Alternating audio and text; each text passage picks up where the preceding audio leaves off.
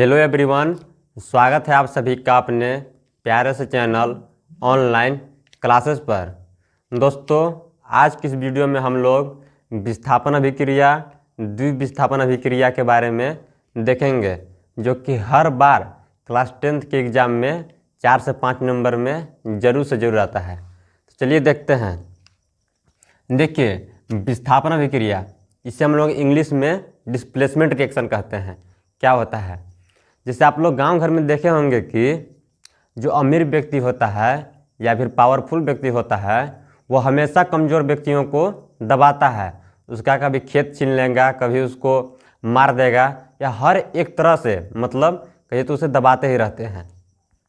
तो ठीक इसी प्रकार से डिस्प्लेसमेंट रिएक्शन में भी होता है कि जो अधिक क्रियाशील तत्व होगा वह कम क्रियाशील तत्व को उसके यौगिक से विस्थापन कर देगा।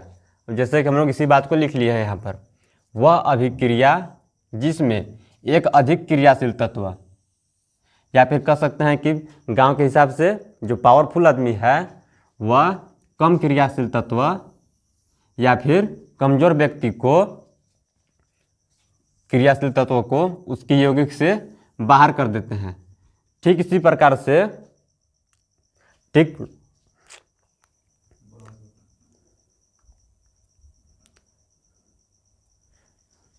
बाहर कर देता है।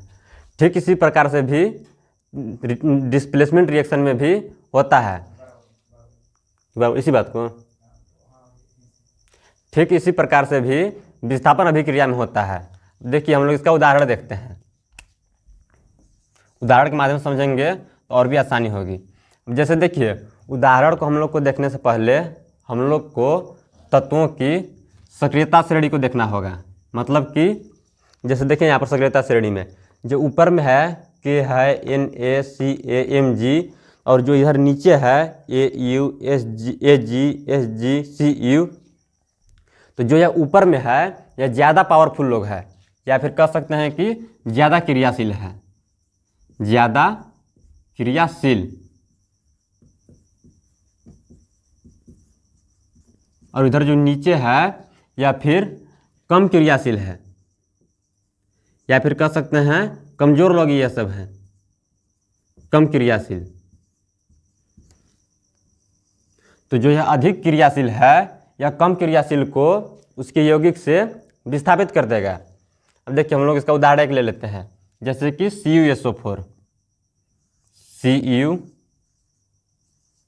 CuSO4 कॉपर सल्फेट, इसका हम लोग जलीय विलयन ले लेते हैं, और इसका अभिक्रिया हम लोग Fe सॉलिड यानी कि आयरन से कराते हैं। अब देखिए, आपको यह नहीं पता होगा कि आगे कैसे होगा। तो इसको करने के लिए, अभिक्रिया को करने के लिए यहाँ पर आपको सक्रियता श्रेणी को याद करना होगा। जैसे यहाँ पर देखिए, जो हम लोग कॉपर सल्फेट लिए हैं उसमें जो कॉपर है वह Fe से नीचे है। अभी हम आपको बताया था कि जो ऊपर है वह ज़्यादा क्रियाशील है और जो नीचे है वह कम क्रियाशील है। तो जो ज़्यादा क्रियाशील होगा वह कम क्रियाशील को उसके यौगिक से विस्थापित कर देगा। तो यहाँ पर भी यही होगा, जो Fe है यहाँ पर CuSO4 की यौगिक से Cu को विस्थापित कर देगा और Cu की जगह पर Fe चलाएगा। देखिए आगे कैसे होगा।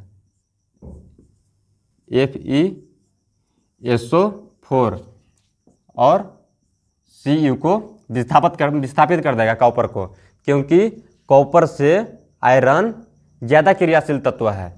अब इसका हम लोग एक और उदाहरण लेते हैं। जैसे कि ले सकते हैं हम लोग FeSO4 को ही लेते हैं, फेरस सल्फेट को ही।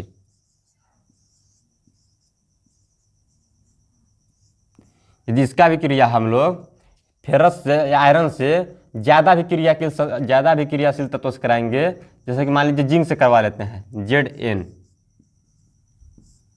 अब देखिए, जिंक जो है आयरन से ज़्यादा क्रियाशील तत्व है, तो फेरस सल्फेट से जिंक फेरस को विस्थापित कर देगा और इसका स्थान खुद ले लेगा और बन जाएगा जिंक सल्फेट ZnSO4 और आयरन को विस्थापित कर देगा।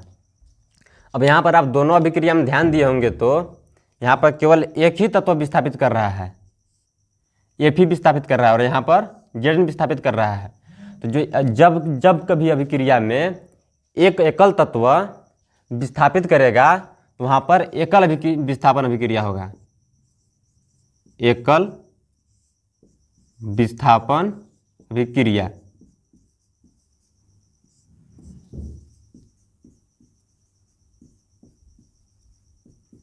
अभिक्रिया और ठीक इसी प्रकार से यदि विस्थापन अभिक्रिया में दो दो तत्व हो, मतलब कि दो तत्व विस्थापित करे तो वहाँ पर द्विविस्थापन अभिक्रिया होगा।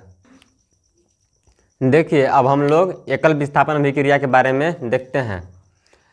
एकल विस्थापन अभिक्रिया क्या होता है, जैसे कि इसमें लिखा हुआ है कोई तत्व किसी यौगिक के एक तत्व अथवा आयन को प्रतिस्थापित करके यौगिक में उसका स्थान ग्रहण कर लेता है, एकल विस्थापन अभिक्रिया कहलाता है। अब इसका हम लोग कुछ बहुत ही महत्वपूर्ण एग्जाम्पल देखते हैं। जैसे कि हम लोग पहले ही समझे थे कॉपर सल्फेट और फेरस आयरन का रिएक्शन, CuSO4 एक्वस स्टेट में यानी जलीय अवस्था में होता है, और आयरन जब इसका अभिक्रिया होगा तो यह ज़्यादा क्रियाशील है और कॉपर कम क्रियाशील है।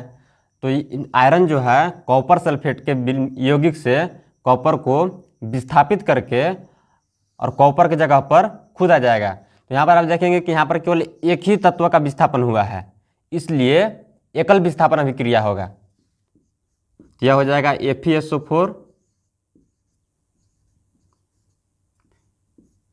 प्लस कॉपर सॉलिड रूप में अलग हो जाता है। अब हम लोग इसका और उदाहरण ले लेते हैं। जैसे मान लीजिए CuSO4 और जिंक से इसका रिएक्शन कराने पर, अब यहाँ पर देखिए अभिक्रिया होगा अभी नहीं, यह भी आपको पता होना चाहिए। तो इसके लिए आपको सक्रियता श्रेणी को याद करना होगा। देखिए कॉपर से ज़्यादा ऊपर में है जिंक, इसलिए यह ज़्यादा क्रियाशील तत्व है और कॉपर कम क्रियाशील तत्व है।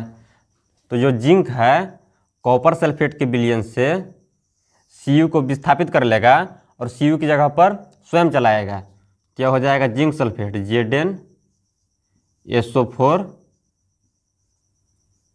एक्वस अवस्था में और Cu सॉलिड अवस्था में बार हो जाएगा। जैसे कि हम लोग एक और उदाहरण ले लेते हैं, लेड और कॉपर क्लोराइड। अब देखिए जो लेड है वह कॉपर से ऊपर में है सक्रियता श्रेणी में, तो Pb जो है ज़्यादा क्रियाशील तत्व होगा Cu से, इसलिए अभिक्रिया, इसलिए जो लेड है वह कॉपर क्लोराइड के विलयन से कॉपर को विस्थापित करके खुद उसका स्थान ले लेगा और लेड क्लोराइड बनाएगा, PbCl2 प्लस कॉपर को सॉलिड अवस्था में अलग कर देगा। तो यह एकल विस्थापन अभिक्रिया के बहुत ही महत्वपूर्ण उदाहरण है। अब हम लोग द्विविस्थापन अभिक्रिया को देखते हैं। देखिए द्विविस्थापन अभिक्रिया क्या होता है, जिससे यहाँ पर लिखा हुआ है वह रासायनिक अभिक्रिया जिसमें दो यौगिक के आयन या तत्व आपस में स्थान बदलकर दो नए यौगिक बनाते हैं, उसे द्विविस्थापन अभिक्रिया कहते हैं। पहले हम लोग इसका स्ट्रक्चर समझिए। देखिए क्या होता है इसका स्ट्रक्चर। जैसे मान लीजिए कोई AB एक यौगिक है और एक CD यौगिक है, तो द्विविस्थापन अभिक्रिया में क्या होगा कि जो यह A है वह CD से D को विस्थापित कर देगा और C को विस्थापित कर देगा और AD बना लेगा। और साथ ही साथ चूंकि यहाँ पर A इसके साथ D के साथ मिलकर के AD बना लिया, तो यहाँ पर B बच जाएगा और यहाँ पर C बच जाएगा। तो जो B है वह C के साथ मिलकर BC बना लेगा। बस यही द्विविस्थापन अभिक्रिया में होता है, आपस में स्थान बदल लेते हैं। देखिए द्विविस्थापन अभिक्रिया को हम लोग अवक्षेपण अभिक्रिया भी कहते हैं। अवक्षेपण अभिक्रिया